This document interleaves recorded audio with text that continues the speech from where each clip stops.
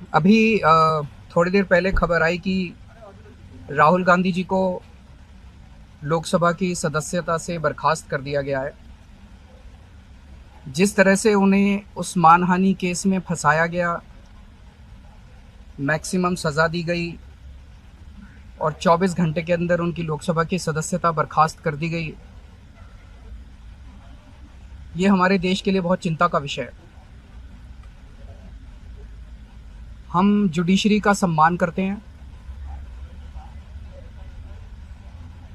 लेकिन जो जजमेंट आया हम उसका समर्थन नहीं करते। जिस तरह से उनकी सदस्यता बर्खास्त की गई है, वो एक कायराना हरकत है, वो एक डरी हुई सरकार की निशानी है। लेकिन देश के लिए पूरा आजकल देश के अंदर जो चल रहा है वो देश के लिए बहुत खतरनाक है। पूरे देश से ये एक ऐसा माहौल बनाना चाहते हैं कि देश में बस एक ही पार्टी बचे, वन नेशन वन पार्टी, और सारी पार्टियों को ख़त्म कर दिया जाए। ये एक ऐसा माहौल बनाना चाहते हैं कि एक ही नेता बचे, वन नेशन वन लीडर, बाकी सारे लीडर्स को ख़त्म कर दिया जाए। इसी को तो तानाशाही कहते हैं, इसी को तो डिक्टेटरशिप कहते हैं। पूरा देश ये देख रहा है। मैं देशवासियों से अपील करना चाहता हूँ कि ये भारत हम सबका है, ये भारत 130 करोड़ लोगों का है। हम सब ने मिलकर आज़ादी की लड़ाई लड़ी थी, हमारे पुरखों ने आज़ादी की लड़ाई लड़ी थी, आज़ाद भारत को आज़ाद कराने के लिए। लेकिन आज की जो सरकार है, प्रधानमंत्री नरेंद्र मोदी जी के नेतृत्व में, इस सरकार का स्वरूप अंग्रेजों की सरकार से भी बहुत ज्यादा खौफनाक और खतरनाक है।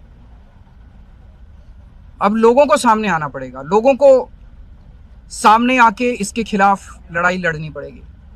अगर हमने भारत को बचाना है तो 130 करोड़ लोगों को एक साथ इकट्ठे होकर इस लड़ाई में शामिल होना पड़ेगा। सरकार किसी की बने, कल को सरकार चाहे इसकी बने चाहे उसकी बने, इस पार्टी की बने उस पार्टी की बने, वो ज़रूरी नहीं है। लेकिन जिस तरह से जनतंत्र के ऊपर हमला किया जा रहा है वो सही नहीं है। अगर